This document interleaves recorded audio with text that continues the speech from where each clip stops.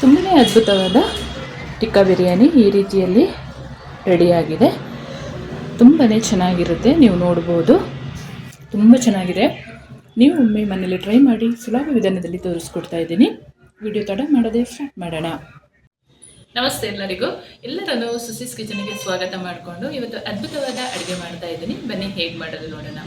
ನಾನು ಮಾಡುವ ಅಡುಗೆಗಳು ನಿಮಗೆ ಇಷ್ಟ ಆಗ್ತಿದ್ರೆ ದಯಮಾಡಿ ಸಬ್ಸ್ಕ್ರೈಬ್ ಮಾಡಿಕೊಂಡು ಪಕ್ಕದಲ್ಲೇ ಇರುವ ಬೆಲ್ ಬಟನನ್ನು ಕ್ಲಿಕ್ ಮಾಡಿಕೊಂಡು ನಿಮ್ಮ ಫ್ರೆಂಡ್ಸ್ ಆ್ಯಂಡ್ ಫ್ಯಾಮಿಲಿಗೆ ಹೆಚ್ಚು ಹೆಚ್ಚು ಶೇರ್ ಮಾಡಿ. ನನ್ನ ಚಾನಲ್ಗೆ ಸಪೋರ್ಟ್ ಮಾಡಿ. ನಾನಿಲ್ಲಿ 1 kg ಚಿಕನನ್ನು ತೊಗೊಂಡಿದ್ದೀನಿ. ಈ ರೀತಿಯಲ್ಲಿ ದಪ್ಪ ದಪ್ಪ ಪೀಸಾಗಿ ಕಟ್ ಮಾಡಿಕೊಳ್ಬೇಕು. ನಾನಿವತ್ತು ಟಿಕ್ಕಾ ಬಿರಿಯಾನಿಯನ್ನು ಮಾಡ್ಕೊಳ್ತಾ ಇದ್ದೀನಿ. ಹಾಗಾಗಿ ಫಸ್ಟಿಗೆ ಮ್ಯಾರಿನೇಟ್ ಮಾಡೋಣ. ಒಂದು 2 ಅವರ್ ಆದರೂ ಮ್ಯಾರಿನೇಟ್ ಮಾಡಿಕೊಳ್ಬೇಕು, ಚೆನ್ನಾಗಾಗುತ್ತೆ. ಮಸಾಲೆ ಏನೇನು ಹಾಕೋದು ಅಂತ ನೋಡೋಣ. 2 ಚಮಚದಷ್ಟು ಕಾಶ್ಮೀರಿ ಚಿಲ್ಲಿ ಪೌಡರ್, ಒಂದು 1/4 ಚಮಚದಷ್ಟು ಫುಡ್ ಕಲರನ್ನು ಸೇರಿಸ್ಕೊಂಡಿದ್ದೀನಿ. ಬೇಕಿದ್ರೆ ಫುಡ್ ಕಲರ್ ಹಾಕ್ಕೊಳ್ಳಿ, ಇಲ್ಲ ಸ್ಕಿಪ್ ಮಾಡ್ಬೋದು. 1 ಚಮಚದಷ್ಟು ಧನಿಯಾ ಪೌಡರ್, ಅರ್ಧ ಚಮಚದಷ್ಟು ಪೆಪ್ಪರ್ ಪೌಡರ್, ಅರ್ಧ ಚಮಚದಷ್ಟು ಹಳದಿ ಪೌಡರ್, 1 ಚಮಚದಷ್ಟು ಹುರಿದ ಜೀರಿಗೆ ಪೌಡರ್, 1 ಚಮಚದಷ್ಟು ಚಾಟ್ ಮಸಾಲ ಹಾಕೊಳ್ತಾ ಇದ್ದೀನಿ. ಎಲ್ಲವನ್ನು ಸೇರಿಸ್ಕೊಳ್ಳೋಣ. 2 ಚಮಚದಷ್ಟು ಶುಂಠಿ ಬೆಳ್ಳುಳ್ಳಿ ಪೇಸ್ಟನ್ನು ಸೇರಿಸ್ಕೊಳ್ತಾ ಇದ್ದೀನಿ. ಹಾಗೆ ಅರ್ಧ ನಿಂಬೆ ರಸನ ಸೇರಿಸ್ಕೊಳ್ತಾ ಇದ್ದೀನಿ. ಇಲ್ಲಿ ಒಂದು 4 ಚಮಚದಷ್ಟು ಮೊಸರನ್ನು ಸೇರಿಸ್ಕೊಂಡು ಕಲಿಸ್ಕೊಳ್ಳೋಣ. ಹಾಗೆ ಒಂದು 2 ಚಮಚದಷ್ಟು ಪುಡಿ ಉಪ್ಪನ್ನು ಸೇರಿಸ್ಕೊಳ್ತಾ ಇದ್ದೀನಿ. ನೀಟಾಗಿ ಕಲಿಸ್ಕೊಳ್ಳೋಣ. ತುಂಬಾ ಚೆನ್ನಾಗಾಗುತ್ತೆ. ಮ್ಯಾರಿನೇಟ್ ಟೈಮ್ ಇದ್ದರೆ ನೀವು ನೈಟ್ ಕಲಸಿ ಬೆಳಿಗ್ಗೆ ಮಾಡಿಕೊಂಡ್ರೆ ಅದು ತುಂಬಾ ಚೆನ್ನಾಗಿರುತ್ತೆ. ಇಲ್ಲ 2 ಅವರ್ ಆದರೂ ಇಟ್ಟು ಟಿಕ್ಕಾ ಫ್ರೈ ಮಾಡ್ಕೊಳ್ಬೋದು. ಈ ರೀತಿಯಲ್ಲಿ ಚಿಕನಿಗೆ ಮಸಾಲೆ ಹಾಕಿ ಕಲಸಿ ಇಡೋಣ. ಫ್ರಿಜ್ಜಲ್ಲಾದರೂ ಇಡ್ಬೋದು, ಹೊರಗಡೆ ಆದರೂ ಇಟ್ಟು ಮಾಡ್ಕೊಳ್ಬೋದು. ಬಿರಿಯಾನಿಗೆ ಹಾಕೊಳ್ಳೋಕ್ಕೆ ಫ್ರೈಡ್ ಆನಿಯನನ್ನು ರೆಡಿ ಮಾಡ್ಕೊಳ್ಳೋಣ. ಅರ್ಧ kg ಆನಿಯನ್ ತೊಗೊಂಡಿದ್ದೀನಿ. 1 kg ಅಳತೆಯಲ್ಲಿ ಹೇಳ್ತಾ ಇದ್ದೀನಿ. ಇದನ್ನು ಕಟ್ ಮಾಡ್ಕೊಳ್ಳೋಣ.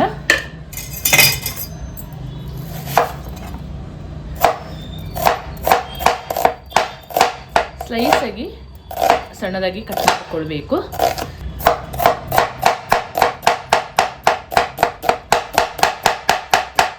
ಈ ರೀತಿ ಕಟ್ ಮಾಡಿಕೊಂಡ್ರೆ ಆಯಿತು. ಎಲ್ಲವನ್ನು ಇದೇ ಥರ ಮಾಡ್ಕೊಳ್ಳೋಣ. ಈ ರೀತಿಯಲ್ಲಿ ಬಿಡಿಸ್ಕೊಂಡು ಬ್ರೌನ್ ಕಲರ್ ಆಗಿ ಹುರ್ಕೊಳ್ಳೋಣ. ಫ್ರೈಡ್ ಆನಿಯನ್ ಮಾಡಿಕೊಂಡ್ರೆ ತುಂಬಾ ಚೆನ್ನಾಗಾಗುತ್ತೆ ಬಿರಿಯಾನಿಗೆ ಹಾಕ್ಕೊಂಡ್ರೆ. ಯಾವ ಪಾತ್ರೆಯಲ್ಲಿ ಬಿರಿಯಾನಿ ಮಾಡ್ತೀವಿ ಆ ಪಾತ್ರೆ ಇಟ್ಕೊಂಡು ಫ್ರೈಡ್ ಆನಿಯನ್ ಮಾಡ್ಕೊಳ್ಳೋಣ. ಒಂದು 4 ಚಮಚ ಎಣ್ಣೆ ಹಾಕ್ಕೊಳ್ಳೋಣ. ಎಣ್ಣೆ ಬಿಸಿಯಾಗಿದೆ. ಕಟ್ ಮಾಡಿದ ಈರುಳ್ಳಿನ ಸೇರಿಸ್ಕೊಂಡು ಫ್ರೈ ಮಾಡ್ಕೊಳ್ಳೋಣ. ಹೊಂಬಣ್ಣ ಬರುವ ಹಾಗೆ ಫ್ರೈ ಮಾಡಿಕೊಂಡ್ರೆ ತುಂಬಾ ಚೆನ್ನಾಗಾಗುತ್ತೆ.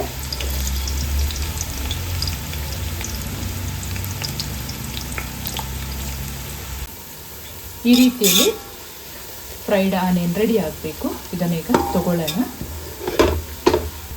ಒಂದು ಪ್ಲೇಟಿಗೆ ಹಾಕ್ಕೊಂಡು ಈ ರೀತಿಯಲ್ಲಿ ಸ್ವಲ್ಪ ಅಗಲವಾಗಿ ಹರಡಿ ಇಟ್ಟರೆ ಆಯಿತು.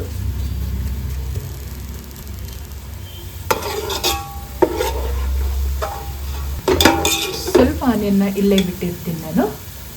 ಚಿಕನ್ ಗ್ರೇವಿ ಮಾಡ್ಕೊಳ್ಳೋಕ್ಕೆ ಹಾಕೊಳ್ಳೋಣ. ಮ್ಯಾರಿನೇಟ್ ಮಾಡಿದ ಚಿಕನ್ ಈ ರೀತಿಯಲ್ಲಿ ರೆಡಿಯಾಗಿದೆ. ಇದನ್ನೀಗ ಶಾಲೋ ಫ್ರೈ ಮಾಡ್ಕೊಳ್ಳೋಣ, ಡೀಪ್ ಫ್ರೈ ಮಾಡಬಾರ್ದು. ಒಂದು ಅಗಲವಾದ ಪಾತ್ರೆ ಬಿಸಿಗೆ ಇಟ್ಕೊಂಡು ಒಂದು 3 ಚಮಚದಷ್ಟು ಎಣ್ಣೆ ಹಾಕ್ಕೊಳ್ಳೋಣ.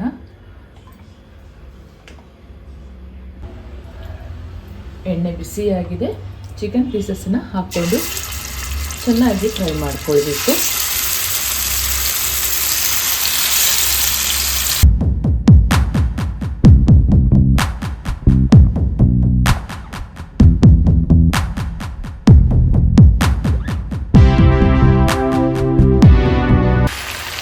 ಚೆನ್ನಾಗಿ ಊಟ ಮಾಡಿ ಶಾಲೋ ಫ್ರೈ ಮಾಡ್ಕೊಳ್ಬೇಕು.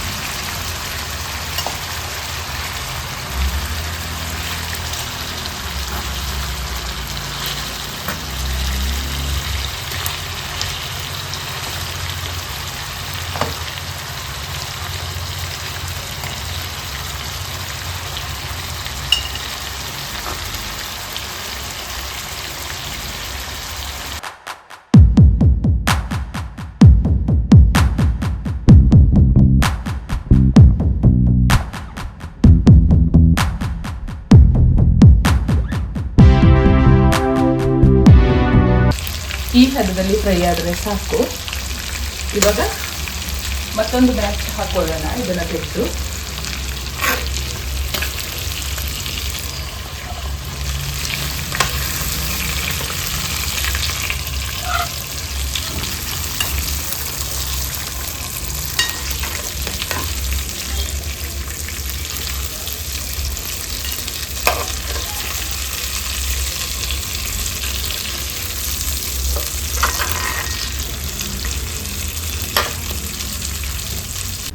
ಈರುಳ್ಳಿ ಫ್ರೈ ಮಾಡಿದ ಪಾತ್ರೆನೇ ಬಿರಿಯಾನಿ ಮಾಡೋಕ್ಕೆ ಇಟ್ಕೊಳ್ಳೋಣ. ಸ್ವಲ್ಪ ಈರುಳ್ಳಿ ಕೂಡ ಫ್ರೈಡ್ ಆನಿಯನ್ ಕೂಡ ಬಿಟ್ಟಿದ್ದೆಲ್ಲ ನಾನು. ಸ್ವಲ್ಪ ಎಣ್ಣೆ ಹಾಕ್ಕೊಳ್ಳೋಣ. ಬಿರಿಯಾನಿಗೆ ಈ ಗ್ರೇವಿ ಏನಿದೆ ಇದು ಎಲ್ಲ ರೆಡಿ ಆದ ಮೇಲೆ ಮತ್ತೆ ಅನ್ನ ಮಾಡಿಕೊಂಡ್ರೆ ಆಯಿತು. ನೀರು ಬಿಸಿಗೆ ಇಟ್ಕೊಂಡಿದ್ದೀನಿ ಆಲ್ರೆಡಿ ರೈಸ್ ಮಾಡ್ಕೊಳ್ಳೋಕ್ಕೆ. ಸ್ವಲ್ಪ ಗರಂ ಮಸಾಲೆನ ಸೇರಿಸ್ಕೊಳ್ಳೋಣ. ಅರ್ಧ ಚಮಚದಷ್ಟು ಸೋಂಪು ಕಾಳು, ಸ್ವಲ್ಪ ಕಲ್ಲು ಹೂವು, 2 ಪಲಾವ್ ಎಲೆ, ಮರಾಠಿ ಮೊಗ್ಗು 1-2, ಲವಂಗ 1-4, 2 ಏಲಕ್ಕಿ, ಅನನಾಸು ಹೂವು, ಒಂದು ಅರ್ಧ ಚಮಚದಷ್ಟು ಪೆಪ್ಪರ್ ಕಾಳು, ಚಕ್ಕೆ, ಜಾಯಿಪತ್ತನ ಹಾಕ್ಕೊಂಡಿದ್ದೀನಿ. ಇದನ್ನು ಸೇರಿಸ್ಕೊಂಡು 1 ನಿಮಿಷ ಫ್ರೈ ಮಾಡ್ಕೊಳ್ಳೋಣ.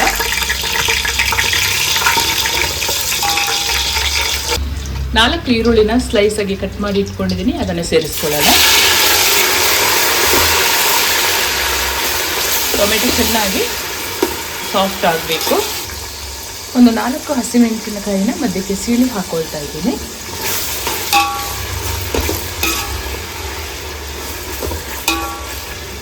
ಒಂದು ಚಮಚದಷ್ಟು ಶುಂಠಿ ಬೆಳ್ಳುಳ್ಳಿ ಪೇಸ್ಟ್ ಮ್ಯಾರಿನೇಟ್ ಮಾಡುವಾಗ ಕೂಡ ಹಾಕ್ಕೊಂಡಿದ್ದೆ. ಟೊಮೆಟೊ ಚೆನ್ನಾಗಿ ಸಾಫ್ಟ್ ಆಗಿದೆ. ಇವಾಗ ಮಸಾಲೆ ಸೇರಿಸ್ಕೊಳ್ಳೋಣ. 2 ಚಮಚದಷ್ಟು ಅಚ್ಚ ಖಾರದ ಪುಡಿ, ಅರ್ಧ ಚಮಚದಷ್ಟು ಹಳದಿ ಪೌಡರ್, 1 ಚಮಚದಷ್ಟು ಬಿರಿಯಾನಿ ಮಸಾಲ, ಅರ್ಧ ಚಮಚದಷ್ಟು ಗರಂ ಮಸಾಲ, 1.5 ಚಮಚದಷ್ಟು ಧನಿಯಾ ಪೌಡರ್, 1 ಚಮಚದಷ್ಟು ಜೀರಿಗೆ ಪೌಡರನ್ನು ಸೇರಿಸ್ಕೊಂಡು ಚೆನ್ನಾಗಿ ಫ್ರೈ ಮಾಡ್ಕೊಳ್ಳೋಣ. ರುಚಿಗೆ ತಕ್ಕಷ್ಟು ಕಲ್ಲುಪ್ಪನ್ನು ಬಳಸ್ತಾ ಇದ್ದೀನಿ.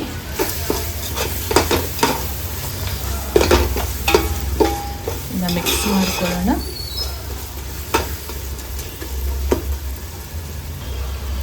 ಸ್ವಲ್ಪ ಕಟ್ ಮಾಡಿದ ಕೊತ್ತಂಬರಿ ಸೊಪ್ಪು, ಪುದೀನ ಸೊಪ್ಪನ್ನು ಸೇರಿಸ್ಕೊಂಡು ಫ್ರೈ ಮಾಡ್ಕೊಳ್ಳೋಣ. ಹಾಗೆ ಒಂದು 4 ಟೇಬಲ್ ಸ್ಪೂನಷ್ಟು ಮೊಸರನ್ನು ಸೇರಿಸ್ಕೊಳ್ತಾ ಇದ್ದೀನಿ. ಒಂದು ಅರ್ಧ ಲೆಮನ್ ಜ್ಯೂಸನ್ನು ಕೂಡ ಸೇರಿಸ್ಕೊಳ್ಳೋಣ. ಸ್ವಲ್ಪ ಉರಿ ಕಡಿಮೆ ಮಾಡಿಕೊಂಡು ಮಿಕ್ಸ್ ಮಾಡಿಕೊಳ್ಬೇಕು, ಇಲ್ಲಾಂದರೆ ತಳ ಹತ್ತುವ ಚಾನ್ಸಸ್ ಇರುತ್ತೆ ಮಸಾಲೆ ಎಲ್ಲ ಹಾಕಿರೋದ್ರಿಂದ. ಚಿಕನ್ ಈ ರೀತಿಯಲ್ಲಿ ಫ್ರೈ ಮಾಡ್ಕೊಂಡಿರಬೇಕು. ನಾನಿಲ್ಲಿ ಇಂಡಿಯಾ ಗೇಟ್ ಬಾಸ್ಮತಿ ರೈಸನ್ನು 1 kg ತೊಗೊಂಡಿದ್ದೀನಿ. ಇದನ್ನು ಅರ್ಧ ಗಂಟೆ ನೀರಿಗೆ ಹಾಕಿ ನೆನೆಸೋಣ. ಚೆನ್ನಾಗಿ 2-3 ಬಾರಿ ವಾಶ್ ಮಾಡಿಕೊಂಡು ಆಮೇಲೆ ನೆನೆಸ್ಕೊಳ್ಳೋಣ. ನಮ್ಮ ಬಿರಿಯಾನಿಗೆ ಚಿಕನ್ ಗ್ರೇವಿ ಎಲ್ಲ ಇನ್ನೇನು ರೆಡಿ ಆಗ್ತಾ ಇದೆ ಅನ್ನುವಾಗ ಇದನ್ನು ನೆನೆಸ್ಕೊಂಡ್ರೆ ಸಾಕು.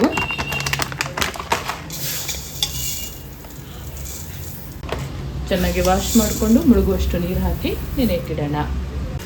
ಈ ಹದದಲ್ಲಿ ಚಿಕನ್ ಗ್ರೇವಿಗೆ ರೆಡಿ ಆಗುವಾಗ ನಾವು ಸಾಲ ಫ್ರೈ ಮಾಡಿ ಇಟ್ಕೊಂಡಿದ್ವಲ್ಲ ಆ ಚಿಕನನ್ನು ಸೇರಿಸ್ಕೊಳ್ಳೋಣ. ಚಿಕನ್ ಸೇರಿಸ್ಕೊಳ್ತಾ ಇದ್ದೀನಿ. ಗ್ರೇವಿ ಸಮೇತ ಹಾಕ್ಕೊಳ್ಳೋಣ.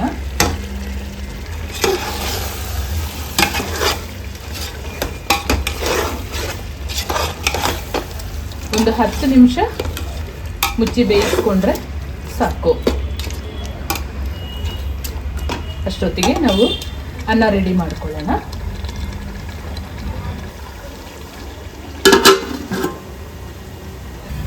ಬಿರಿಯಾನಿ ರೈಸಿಗೆ ನೀರು ಈ ರೀತಿಯಲ್ಲಿ ಬಿಸಿ ಆಗುವಾಗ ಸ್ವಲ್ಪ ಸೋಂಪು ಕಾಳು, 1 ಜಾಯಿಪತ್ತ, ಪಲಾವ್ ಎಲೆ 4, ಪೆಪ್ಪರ್ ಕಾಳು, ಏಲಕ್ಕಿ, ಲವಂಗ, ಚಕ್ಕೆ ಸೇರಿಸ್ಕೊಳ್ಳೋಣ. ಬಿರಿಯಾನಿ ರೈಸಿಗೆ ಉಪ್ಪು ಸ್ವಲ್ಪ ಜಾಸ್ತಿನೇ ಹಾಕ್ಕೊಳ್ಬೇಕು. ನಿಂಬೆ ರಸ ಹಾಕೋದ್ರಿಂದ ಅನ್ನ ಬಿಡಿಯಾಗಿ ಚೆನ್ನಾಗಿರುತ್ತೆ ಅಂತ. ಸ್ವಲ್ಪ ಕೊತ್ತಂಬರಿ ಸೊಪ್ಪು ಮತ್ತು ಪುದೀನ ಸೊಪ್ಪನ್ನು ಸೇರಿಸ್ಕೊಳ್ಳೋಣ. ಒಂದು 2 ಚಮಚದಷ್ಟು ಆಯಿಲ್ ಸೇರಿಸ್ಕೊಳ್ಳೋಣ. ನೀರು ಈ ಹದದಲ್ಲಿ ಕುದಿಯುವಾಗ ಅಕ್ಕಿ ಸೇರಿಸ್ಕೊಳ್ಳೋಣ. ಅಕ್ಕಿ ಹಾಕಿದ ಮೇಲೆ ಒಂದು 5 ನಿಮಿಷ ಮಾತ್ರ ಹೈ ಫ್ಲೇಮಲ್ಲಿರಲಿ. ಬೇಗ ಬೆಂದು ಹೋಗುತ್ತೆ ಇದು ನೆನೆಸಿರೋದ್ರಿಂದ.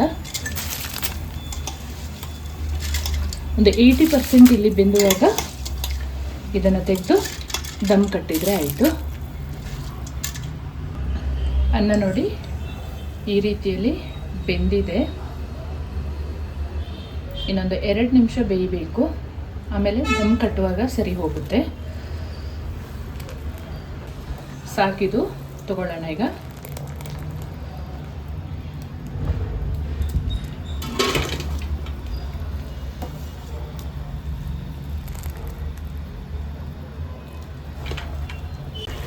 ಗ್ರೇವಿ ರೆಡಿಯಾಗಿದೆ. ಈ ಆಯಿಲ್ನ ಒಂದು ಬೌಲಿಗೆ ತಗೊಳ್ಳೋಣ. ಇದನ್ನು ಅನ್ನ ಎಲ್ಲ ಹಾಕಿ ಸೆಟ್ ಮಾಡಿ ಆದಮೇಲೆ ಅದರ ಮೇಲೆ ಹಾಕ್ಕೊಳ್ಬೇಕು, ತುಂಬಾ ಚೆನ್ನಾಗಾಗುತ್ತೆ. ಇವಾಗ ಬಿರಿಯಾನಿ ಮಾಡೋ ಪಾತ್ರೆಯಲ್ಲೇ ಸ್ವಲ್ಪ ಚಿಕನ್ ಮತ್ತು ಗ್ರೇವಿ ಬಿಟ್ಟಿದ್ದೀನಿ. ಇವಾಗ ಅನ್ನ ಸೇರಿಸ್ಕೊಳ್ಳೋಣ. ಫ್ರೈಡ್ ಆನಿಯನ್ನ ಸ್ವಲ್ಪ ಹಾಕ್ಕೊಂಡು ಆಮೇಲೆ ಒಂದು ಲೇಯರ್ ಅನ್ನ ಸೇರಿಸ್ಕೊಳ್ಳೋಣ.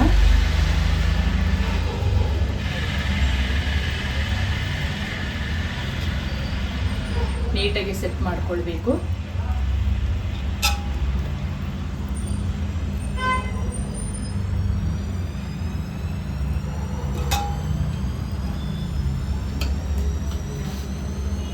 ಇವಾಗ ಚಿಕನ್ ಗ್ರೇವಿನ ತೆಗೆದಿಟ್ಕೊಂಡಿದ್ವಲ್ಲ ಅದನ್ನು ಸ್ವಲ್ಪ ಸೇರಿಸ್ಕೊಳ್ಳೋಣ.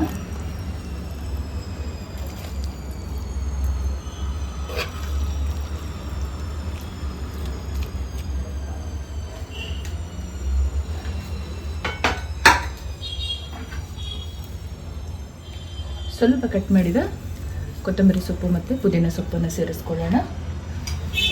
ಸ್ವಲ್ಪ ಫ್ರೈಡ್ ಆನಿಯನ್, ಹಾಗೆ ಮತ್ತೊಮ್ಮೆ ಅನ್ನ ಹಾಕೊಳ್ಳೋಣ.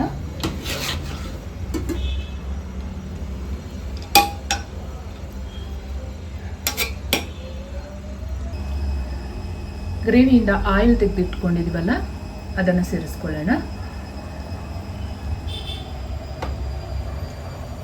ಹಾಗೆ ಸ್ವಲ್ಪ ಫುಡ್ ಕಲರಿಗೆ ಹಾಲು ಹಾಕಿ ಮಿಕ್ಸ್ ಮಾಡಿ ಇಟ್ಟಿದ್ದೆ, ಅದನ್ನು ರೆಡಿ ಮಾಡ್ಕೊಳ್ಳೋಣ. ಇವಾಗ ಕಟ್ ಮಾಡಿದ ಕೊತ್ತಂಬರಿ ಸೊಪ್ಪು ಮತ್ತು ಪುದೀನ ಸೊಪ್ಪು ಸೇರಿಸ್ಕೊಳ್ಳೋಣ. ಫ್ರೈಡ್ ಆನಿಯನ್, ಸ್ವಲ್ಪ ಮೇಲ್ಗಡೆಯಿಂದ ಬಿರಿಯಾನಿ ಪೌಡ್ರನ್ನ ಸೇರಿಸ್ಕೊಳ್ಳೋಣ. ತುಂಬ ಚೆನ್ನಾಗಿ ಸ್ಮೆಲ್ ಇರುತ್ತೆ ಅಂತ ಈ ಮೆಥಡನ್ನು ಫಾಲೋ ಮಾಡಿ. ಸ್ವಲ್ಪ ಹಾಕ್ಕೊಂಡ್ರೆ ಸಾಕು. ಮೇಲ್ಗಡೆಯಿಂದ ಒಂದು 4 ರಿಂದ 5 ಚಮಚದಷ್ಟು ತುಪ್ಪ ಸೇರಿಸ್ಕೊಳ್ಳೋಣ.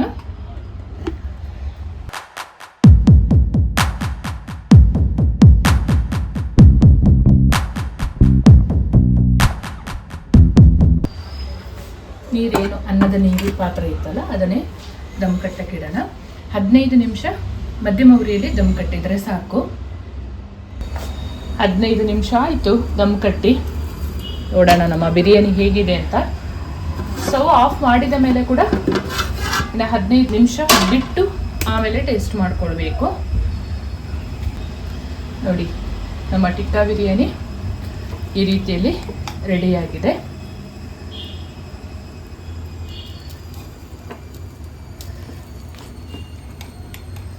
ತುಂಬಾ ಚೆನ್ನಾಗಾಗುತ್ತೆ. ಈ ರೀತಿಯಲ್ಲಿ ಒಮ್ಮೆ ಟ್ರೈ ಮಾಡಿ.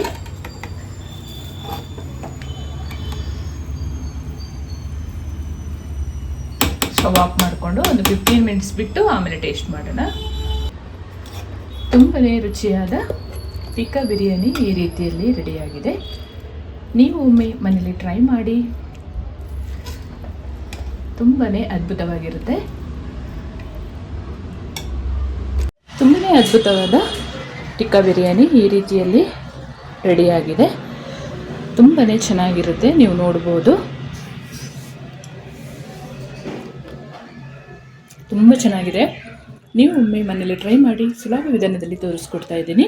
ನಿಮಗೆ ಇಷ್ಟವಾದ ಕಬಾಬ್, ಚಟ್ನಿ, ರೈತ ಜೊತೆ ಈ ಒಂದು ಟಿಕ್ಕಾ ಬಿರಿಯಾನಿಯನ್ನು ಟೇಸ್ಟ್ ಮಾಡಿ. ತುಂಬಾ ಅದ್ಭುತವಾಗಿರುತ್ತೆ. ತುಂಬಾ ರುಚಿಯಾದ ಟಿಕ್ಕಾ ಬಿರಿಯಾನಿ ಈ ರೀತಿಯಲ್ಲಿ ರೆಡಿಯಾಗಿದೆ. ತಪ್ಪದೆ ಒಂದ್ಸಲ ಮನೆಯಲ್ಲಿ ಟ್ರೈ ಮಾಡಿ. ತುಂಬಾ ಅದ್ಭುತವಾಗಿರುತ್ತೆ. ಹಾಗೆ ನಾನು ಮಾಡುವ ಅಡುಗೆಗಳು ನಿಮಗೆ ಇಷ್ಟ ಆಗ್ತಿದ್ರೆ ದಯಮಾಡಿ ಸಬ್ಸ್ಕ್ರೈಬ್ ಮಾಡಿಕೊಂಡು ನಿಮ್ಮ ಫ್ರೆಂಡ್ಸ್ ಆ್ಯಂಡ್ ಫ್ಯಾಮಿಲಿಗೆ ಹೆಚ್ಚು ಶೇರ್ ಮಾಡೋದನ್ನು ಮರಿಬೇಡಿ. ಮುಂದೆ ಅದ್ಭುತವಾದ ಅಡುಗೆಯೊಂದಿಗೆ ನಿಮ್ಮನೆ ಭೇಟಿ ಮಾಡ್ತೀನಿ. ಅಲ್ಲಿವರೆಗೂ ತುಂಬ ಹೃದಯದ ಧನ್ಯವಾದಗಳು.